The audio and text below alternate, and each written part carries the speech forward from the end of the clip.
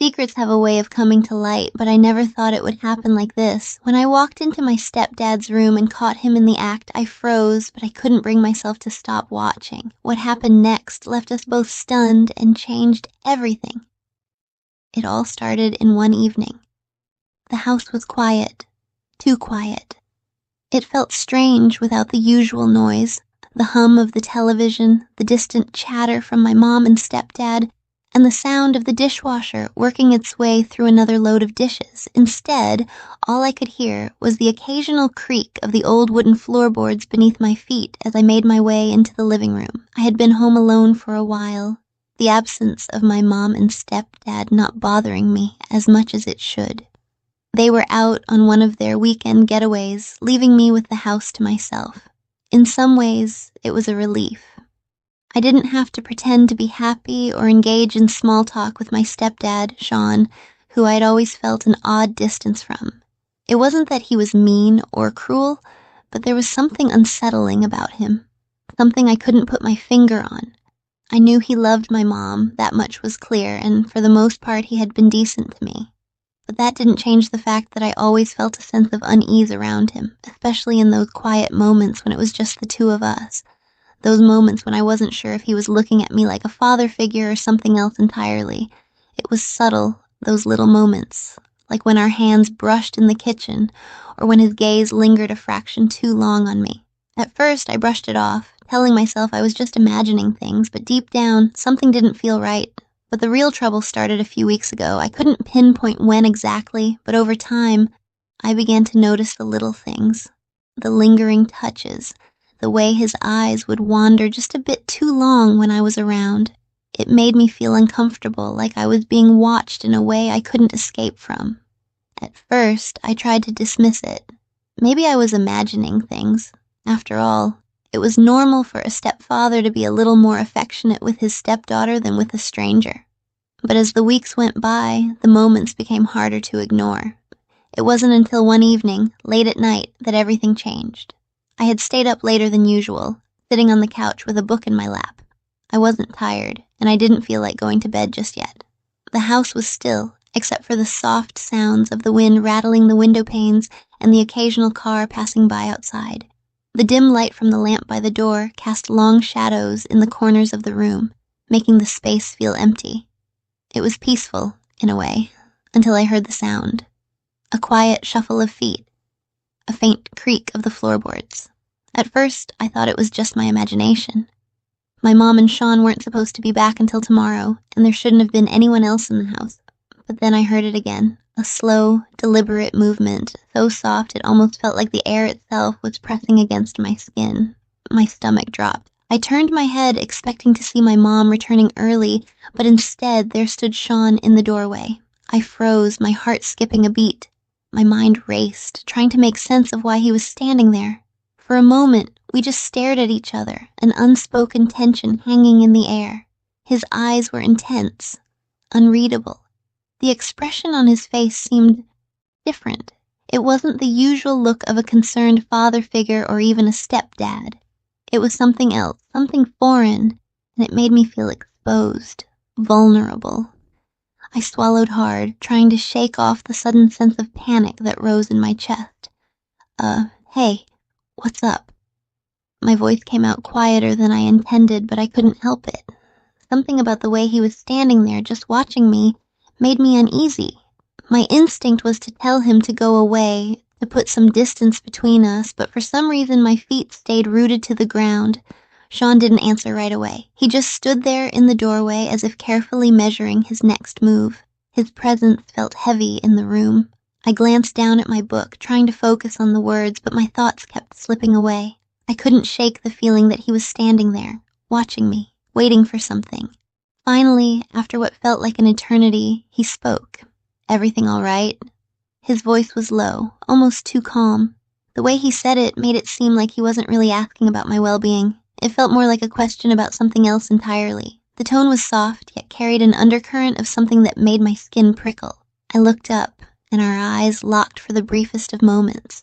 My stomach flipped, and I suddenly felt exposed. I didn't know what to say. Was I supposed to answer him? Did he know I'd been avoiding him? Yeah, I muttered, my voice barely above a whisper. I shifted uncomfortably on the couch, trying to ignore the unease that was building up inside me.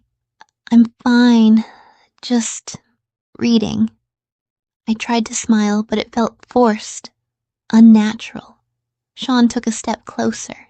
The air between us grew thicker, more suffocating. He didn't speak, didn't move, just stood there staring at me with a look that made my heart race. It was like he could see right through me, like he was waiting for me to crack, to reveal something I hadn't even known was there. I shifted again, my palms sweating as I tried to push the strange feeling aside. I started, but my words faltered. What was I supposed to say? My pulse was starting to race, my breath coming in shallow gasps. Something about the way he was looking at me made me feel like I was caught in a trap, but I didn't know what to do or how to get out of it. His gaze didn't leave me. It was so intense that it felt like it was pressing down on me, suffocating me. You sure? He asked again, his voice almost a whisper now. There was something unsettling in the way he said it, something that made me feel like I wasn't just his stepdaughter anymore. I wasn't sure what I was to him anymore. I nodded quickly, trying to shake the sensation off. Yeah, I'm fine. But the words felt hollow as soon as they left my mouth. The tension in the room had shifted, and now I wasn't so sure.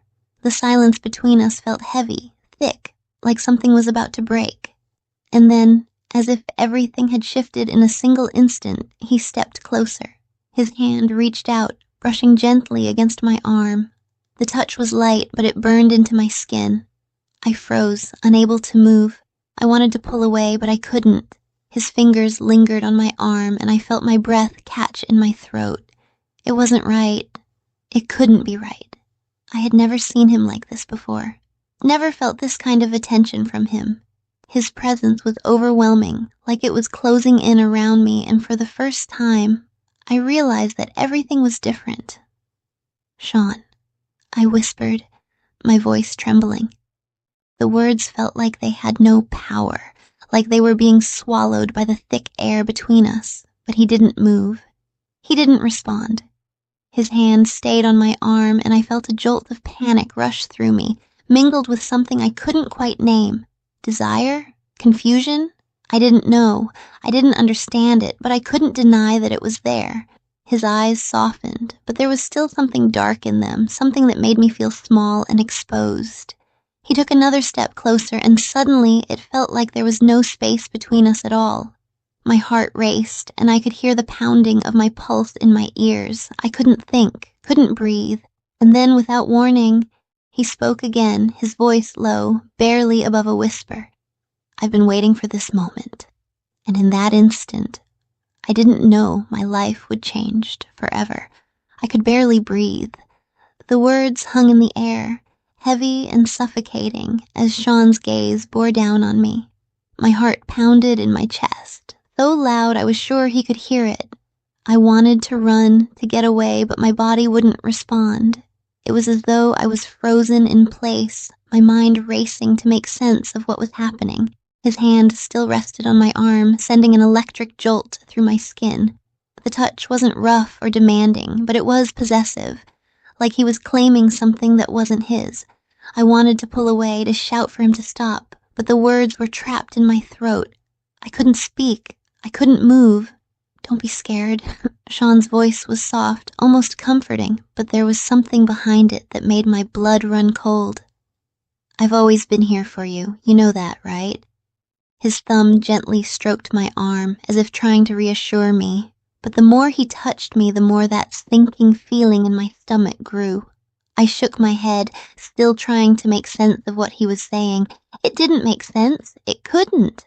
Sean had been my stepfather for years, and we'd always had a normal, if distant, relationship. He wasn't supposed to be acting like this. He wasn't supposed to look at me like that. Why are you doing this? My voice came out barely above a whisper, barely even a sound. My mouth was dry, my body trembling as I fought to keep control. His eyes softened for a moment, and he took a step closer, closing the already small gap between us. He towered over me, his presence overwhelming. It felt like the walls of the room were closing in, like there was nowhere to escape. "You don't understand," he murmured. His voice was low, almost hypnotic. "But you will. You've always been special to me." His words felt like a blade to the chest, sharp and cutting, but there was no anger in his tone, just that same eerie calm, as if he truly believed everything he was saying. The confusion in my mind started to clear, replaced by something far worse. Fear. Fear that I was trapped. Fear that there was no way out of this situation. I wasn't just stuck in this room with him, I was trapped in a nightmare of my own making. Every part of me screamed to get out, to escape, but I was paralyzed, my mind spinning, unsure of what to do next. I opened my mouth to speak again, to demand an explanation, but the words died on my tongue. Something told me that if I said anything, it might make things worse. I couldn't find the strength to ask for help. I couldn't even get the words to leave my lips. My hands shook at my sides, and I could feel the tears pricking at the corners of my eyes. Sean was still watching me, that strange look in his eyes never wavering. It wasn't love, and it wasn't concern. It was something darker, something possessive, like I was an object for him to claim. He stepped forward again, his breath warm against my skin. "I know you're scared, Lily," he said, his voice softening. "But you don't need to be. I won't hurt you." His words should have been reassuring, but instead, they sent a cold chill through my body. The way he spoke, as if he thought he was entitled to my trust, made my skin crawl. I wanted to push him away, to scream for him to leave, but I was frozen in place. His grip on my arm tightened just slightly, and it felt like an unspoken warning that if I tried to move, I'd be met with resistance. "I won't hurt you," he repeated. His eyes locked on mine, and for a moment I almost believed him. Almost. His voice was soothing, almost like he was trying to lull me into a sense of calm.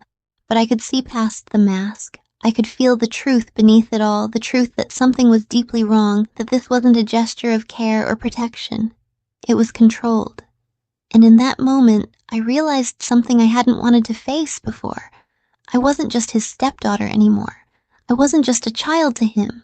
I had become something else in his eyes, something to be possessed, to be controlled. I took a step back, my legs shaking, my mind desperate to make sense of the situation. I need to go," I managed, my voice hoarse. "Please." The words felt weak, like they had no power behind them. I could barely meet his gaze as I took another step back, but Sean didn't move. His eyes followed me, unblinking, as though watching a prey animal inching away from its predator. The way he looked at me made me feel like I had no escape, like I was stuck in some twisted game I didn't understand.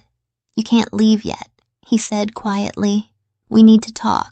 There are things we need to figure out." His voice was firm, yet it had an undertone of something far darker. I felt the pressure in my chest grow, the fear tightening its grip around my throat. I couldn't stay in that room any longer. My instincts screamed at me to run, to get away, but I couldn't move. The fear paralyzed me, and Sean's presence loomed over me like a suffocating cloud. Finally, I took a deep breath and managed to say the words that would haunt me for the rest of my life.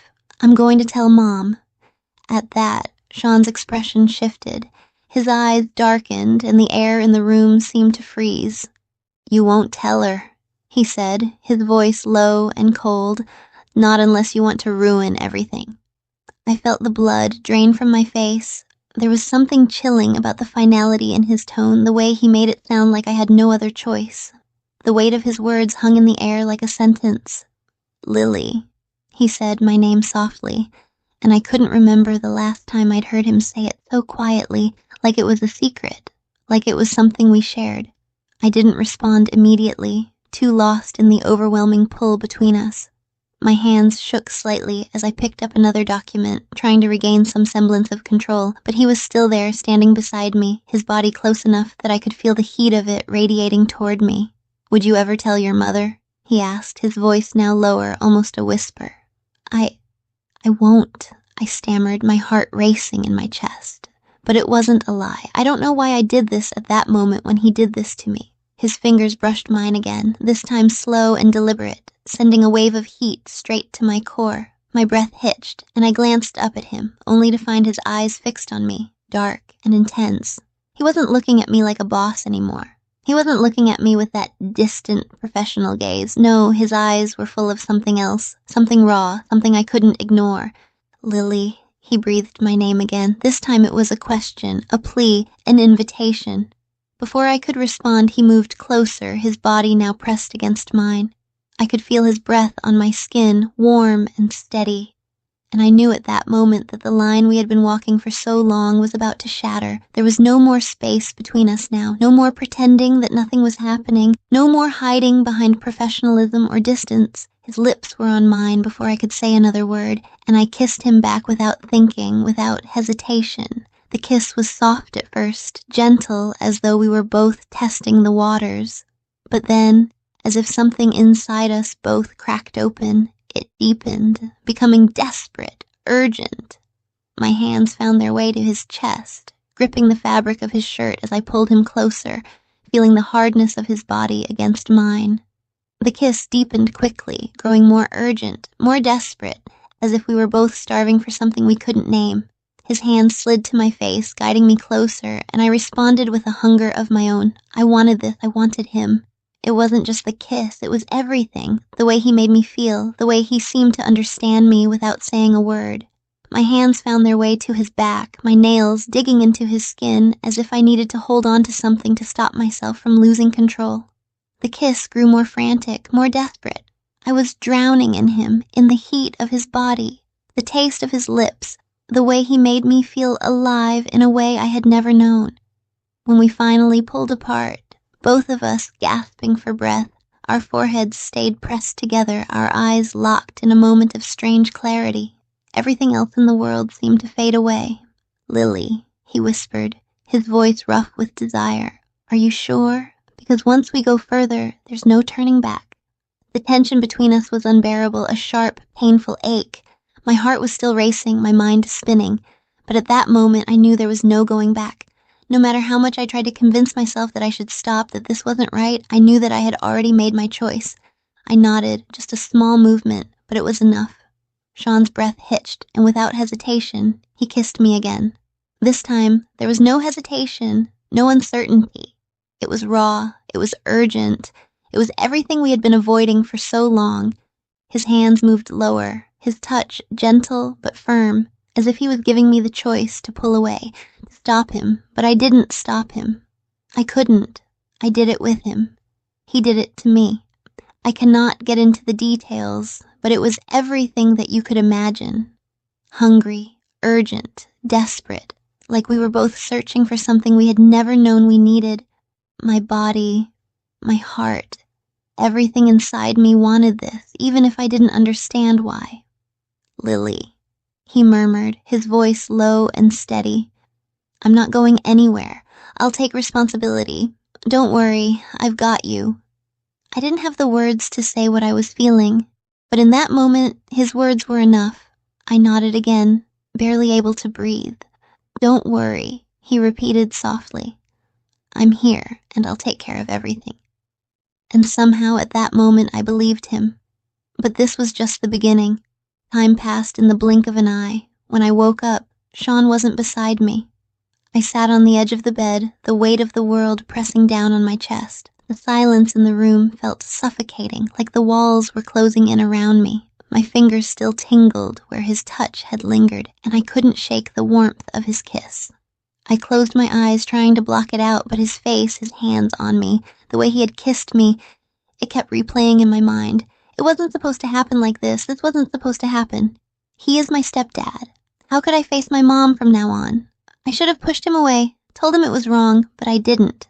I let it happen, and now I was here, alone in my room, drowning in confusion. But I was late. We had already done it. I was in my world when the sound of the door creaked open and my heart skipped a beat. Sean. His presence was enough to make everything inside me tighten with unease. I didn't know what to say, didn't know how to look at him without feeling a mix of guilt and something else, something unsettlingly new. He stood there in the doorway, his eyes scanning the room, settling on me with an intensity that made my pulse race. "Hey," he said softly. "I didn't mean to make things awkward." My lips parted, but no words came out. I opened my mouth again, but still nothing. The only sound was the pounding of my heart, drowning out everything else. How was I supposed to react? What was I supposed to say to him? What just happened? Ethan took a step forward, and instinctively, I shrank back, feeling the space between us close in on me. I didn't mean to. He stopped himself, running a hand through his hair in that way he always did when he was unsure of something. He seemed uncertain, too. "Sean, I trailed off. How could I explain this to him when I couldn't even make sense of it myself? I didn't even know what this was. "I just don't know how to deal with this," I finally muttered, my voice barely above a whisper. "What happened? I wasn't expecting it." My throat tightened as I said the words, as if they were suddenly real. He stood there, his eyes flicking between me and the ground, his posture stiff and uncomfortable. It was like he didn't know whether to step forward or retreat. "I didn't either," he admitted quietly. His voice had dropped to that low, husky tone, the one that always made my skin flush. He looked at me then, his gaze more intense than before. "But, Lily, I can't pretend like nothing happened. It wasn't just some mistake to me. It felt real. Did it feel real to you?" I swallowed hard, feeling the heat creep up my neck. God, how could he say something like that? How could I respond to that? I don't know what I'm supposed to say. I was rambling now, but I couldn't stop. My head was spinning, my heart in my throat. "You're my brother. This is wrong." His gaze softened, but there was something else behind it. "You're not just my stepdaughter, Lily," he said, his voice gentle but firm. "We're more than that, and maybe it doesn't have to be wrong. Maybe we can figure this out." I felt like I was drowning. How can we figure this out? His words didn't make sense, but they did. I wanted to push him away. I should push him away, but there was this pull between us, something neither of us had ever acknowledged before, and now it was impossible to ignore. "You think it's not wrong?" I asked, the words escaping before I could stop them. You're not just saying that because of what happened, are you?" Sean shook his head slowly, stepping closer to me. He took a deep breath before speaking again, his voice steady. "I don't know, but I can't just pretend it didn't happen, and neither can you. You're feeling this too, Lily. I can see it in your eyes." I turned my face away, but his words pierced through me, echoing in my head. I am feeling it. I can't deny it.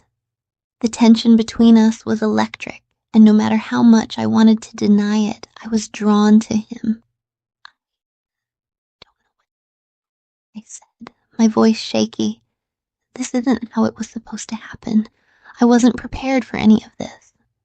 "You don't have to be prepared," Sean said softly, his voice almost a whisper. "You just have to be honest with yourself." I could feel his breath against my skin now, his presence overwhelming, and for the briefest moment, I wondered if this was all just some kind of dream, something I could wake up from. But no, this was real. And this was happening. My heart raced, my thoughts scattered, and before I could stop myself, I reached for him. The kiss was soft at first, unsure, testing the waters, but the moment our lips met, the world outside the room seemed to disappear. The heat, the urgency, it all flooded in, sweeping us both into something we couldn't control. When we finally pulled back, breathless and confused, I looked into his eyes. There was no going back now. Everything had changed. But was it for the better? "We can't just pretend this didn't happen," he whispered, his voice raw. I nodded, still unsure of where this path would lead, but in that moment all I could do was acknowledge the truth between us, even if it was a truth I wasn't ready to face. He came close again, then his lips found mine. The kiss lingered, my heart pounding in my chest. I pulled away slowly, unsure of what to say. The silence between us was thick with unspoken questions. "Lily." His voice was low, urgent. "What happened wasn't a mistake, and I'm not going to pretend it didn't matter." I turned away slightly, my voice shaking. I don't know what we're doing. This isn't right. He stepped closer, his presence reassuring. Listen, I'll take responsibility for everything. I'm not going to leave you alone in this. We'll figure this out, together. His words sank in. Take responsibility? I couldn't process it, but a part of me found comfort in his assurance. I'll take care of you, he said softly. Don't worry about it. I nodded, still unsure, but feeling something inside settle. Thank you, I whispered. He smiled, a reassuring gesture. I'll be here, one step at a time. Don't worry. And in that moment, as his eyes locked with mine, I understood that whatever decision we made from here on out, there would be no turning back. The connection we once shared as siblings, the safe, familiar bond we had always relied on, was now shattered, replaced by something far more complex, forbidden, and yet undeniably magnetic. The weight of unspoken questions hung thick between us. What happens next? Could we live with what we had just crossed, or was the price too high? And if we dared to continue down this path, how would we face not only the world, but each other? And most painfully, how would we face ourselves? Please let me know what you think in the comment. It will be a huge help for my shattered self. And hey, if you like this, don't forget to like, subscribe, and hit the bell icon. See you in the next one.